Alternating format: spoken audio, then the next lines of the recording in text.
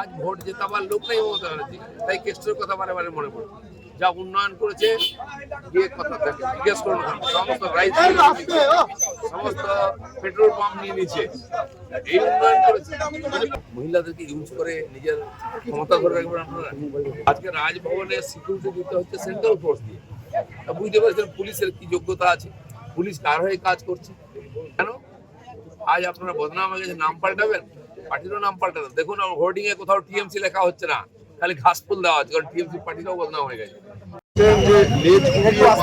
বাংলা থেকে রাজ্যপালের পদকে কলঙ্কিত করেছেন, কি বলবেন? দেখুন এই যে চক্রান্ত, কনস্পিরেসি, সর্বোচ্চ স্তরের পদকেও বদনাম করার চেষ্টা, এটা কি পশ্চিমবঙ্গের সম্মান বাড়ছে নাকি? কোথায় কোথায় টিএমসিরা মহিলা মহিলা বলবে, মহিলাদেরকে এই ধরনের অসম্মানজনক কাজে লাগিয়ে কি হচ্ছে সমাজের মধ্যে, কি তারা মেসেজ দিচ্ছে? পশ্চিমবাংলার রাজনীতি মানে এরকম নাকি? মহিলাদেরকে ইউজ করে নিজের ক্ষমতা ধরে রাখবেন আপনারা। কার বিরুদ্ধে? রাজ্যপালকেও ছাড়ছেন না আপনারা। একটা শিক্ষিত ভদ্রলোক, 40 বছর উনি চাকরি করেছেন চিফ সেক্রেটারি হিসাবে। আজকে ভারতীয় পপুলার যোজনা চলছে, প্রজেক্ট, তার মধ্যে বহুত জিনিস উনি বার করেছেন। যেহেতু আপনাদের বশ্যতা স্বীকার করছেন না, আপনাদের কথা ইয়েস বলছেন না, তাই তাকে যা পড় নেই তাকে নাম ধরে, তাকে কালো পতাকা দেখানো, তাকে যা তা বলা, আর আজকে তাকে ফেরত গ্রহণ করছেন। সমাজের জবাব নেই। রাজ্যপাল প্রথম না, এর আগেও অশোক চেয়ারম্যান ছিল, তাকেও ঠিক এইভাবে চিরতানির একটা মামলা দেওয়া হয়েছিল। কল্যাণ ব্যানার্জি একসাথে দিয়ে করানো হবে। বিএমসির কোন স্তরের রাজনীতি করে এগুলোকে বোঝায়।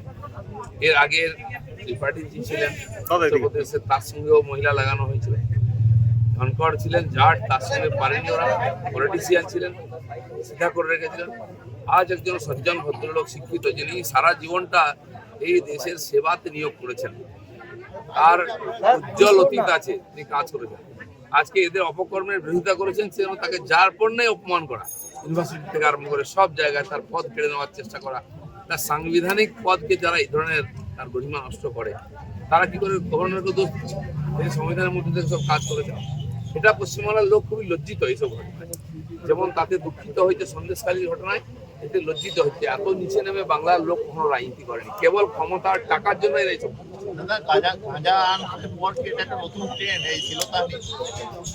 এগুলো নতুন কিছু না, যতদিন থেকে রাজনীতি আছে, ক্ষমতা আছে, মহিলাদের ব্যবহার করা রয়েছে।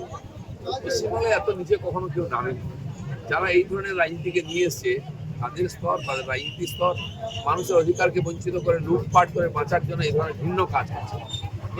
সাংবাদিক পদে থেকেই পুলিশকে অস্বীকার, রাজভবনে কর্মীদের বিস্ফোরক নির্দেশ রাজ্যপাল।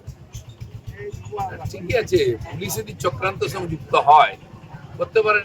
আজকে রাজভবনে সিকিউরিটি দিতে হচ্ছে সেন্ট্রাল ফোর্স দিয়ে।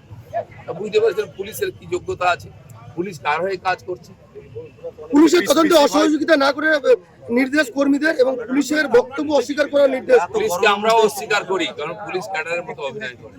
পিসি ভাইপো নয়, সাহস থাকলে আমাদের নাম বলুন। গতকাল মুখ্যমন্ত্রী বলেছেন সব এতদিন পিসি দিদি বলে ভোট নিয়েছেন, এখন পিসি ভাইপো নামটা বদনাম হয়ে গেছে বলে ভয় করছেন।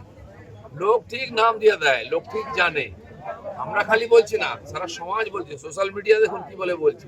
কেন আজ আপনারা বদনাম হয়ে গেছে, নাম পাল্টাবেন, পার্টিরও নাম পাল্টাবেন। দেখুন হোর্ডিং এ কোথাও টিএমসি লেখা হচ্ছে না, খালি ঘাসফুল দেওয়া হচ্ছে, কারণ টিএমসি পার্টিটাও বদনাম হয়ে গেছে। তাদের জেলা সভাপতি উত্তর 24 পরগনার সন্দেশখালী যেখানে আছে, কি বলেছে? লোকের কাছে গিয়ে ভোট চাইতে আমাদের লজ্জা করছে। কাজ করেন কারণ যাতে লজ্জিত হতে হয়। কি সততার প্রতীক এখন নেই? নিচে অবধি সবাই লজ্জিত আছে। সততার প্রতীক কি তাহলে এখন নেই? সততার প্রতীক দেখেছেন কোথাও? কালিমার প্রতীক, দুর্নীতির প্রতীক হয়ে গেছেন। হাওয়াই চটি, সাদা শাড়ি, আর দুর্নীতির। রাজভবনে কর্মীদের ডাকা হলেও কেউ আসে। কালকে জনসভা থেকে আপনাদের প্রার্থী বসিরহাটে রেখা পাত্র বলেছেন যে 2000 টাকা নিয়ে তিনি অভিযোগ করেছেন মিথ্যা। এটা প্রমাণ করুন। আবার মহিলা করেন, মহিলাদের সম্বন্ধে এই কথা বলছেন, কে মহিলাদের অপমান করছে? আজকে যারা, ওটাও নাটক একটা, ওখানেও কনস্পিরেসি করা হয়েছে বাঁচার জন্য। 4 মাস 5 মাস লেগে গেল সপ্তাহ উদ্ঘাটন করতে। যদি সত্য হয়, সত্য তো ওখানকার মহিলারা বলছেন একজন মহিলাকে কেনা যায়, দুজনকে কেনা যায়। এই যে হাজার হাজার মহিলা যারা বেরিয়ে রাস্তায় ছুটি, ঝাঁটা, লাঠি দেখিয়েছেন, আপনার নেতাদের বাড়ি থেকে কলার ধরে টেনে বার করেছেন, পুলিশকে আটকেছেন, নেতাদের আটকেছেন, সে মহিলারা সবাই টাকা নিয়ে কাজ করছেন। তারা টাকা নিয়ে নিজের প্রতি এরকম বলতে পারেন, মহিলা আমার সঙ্গে কি ব্যবহার হয়েছে। আপনারা তো 500 টাকা দিয়ে তাদের ইজ্জত কিনে নিয়েছিলেন। তার প্রতিবাদ করেছেন। মুখ্যমন্ত্রী প্রধানমন্ত্রীকে ঘটনা হলে দৌড়ে যেতে তাদের গেল না। এখন দৌড়াতে পারেন না, পায়ে ব্যথা, তাই মহিলাদের মান সম্মান নিয়ে কোনো চিন্তা নেই। কুকুরে কামড়ে দিলে উনি পৌঁছে গিয়ে বিরোধিতা করতেন। সিবিআই আনো, আর এখন খুন ধর্ষণ হয়ে যাচ্ছে, দিকে কোনো আওয়াজ নেই, খালি ভাইপোর সরকার কাছে। কেষ্ট জেলে আছে কিন্তু ওই ছেলেটাই উন্নয়ন করতো, মমতা বন্দ্যোপাধ্যায় বলেছেন। আজ ভোট জেতাবার লোক নেই মমতা ব্যানার্জি, তাই কেষ্টর কথা বারে বারে মনে পড়ে। যা উন্নয়ন করেছে গিয়ে কথা দেখে জিজ্ঞেস করুন, সমস্ত রাইস, সমস্ত পেট্রোল পাম্প নিয়ে নিচ্ছে, এই উন্নয়ন করেছে। প্রধানমন্ত্রীকে তুই নন্দলাল নাম না করে বলেছেন। উনি যা বলেছেন তার জবাব আমি দিয়েছি, আর আমি দেবো। জানি না কার কোনো মান সম্মান আছে কিনা আমার নেতা সম্বন্ধে, শুধু তাই না, দেশের রাষ্ট্রপতি, প্রধানমন্ত্রী, গৃহমন্ত্রী এদের সম্বন্ধে যে শব্দ প্রয়োগ করেছেন ওনারা, দিলীপ ঘোষ তার কটা জবাব দিয়েছে, আগামী দিনেও দেবে। কারণ আমার এটা দায়িত্ব পড়ে বিরোধী পার্টি হিসাবে এই ধরনের ছোট লোকের রাজনীতি বন্ধ করতে। কতটা স্বতঃস্ফূর্ততা রয়েছে? অমিত শাহ এসছে গতকাল দুর্গাপুর, দেখতে পাবেন আজকে মমতা ব্যানার্জিও রয়েছে দুর্গাপুরে। মমতা ব্যানার্জিও রয়েছেন তার পাশে। মমতা ব্যানার্জি দিলীপ ঘোষের পেছন ছাড়েন। আমি জঙ্গলমহলে ছিলাম, ওখানেই থাকতেন দিন রাত। আজকে বর্ধমানে এসি, এখানে কৃষি ভাইপো দুজনে লেগে পড়েছে, হেলিকপ্টার পর্যন্ত রেখে দিয়েছে। বুঝতে পেরেছেন টেনশন। আমি ভোট হয়ে গেলে এখান থেকে বেরোবো, তখন দেখবেন। দ্য সহজ পাঠ, সহজ কথা, সঠিক তথ্য।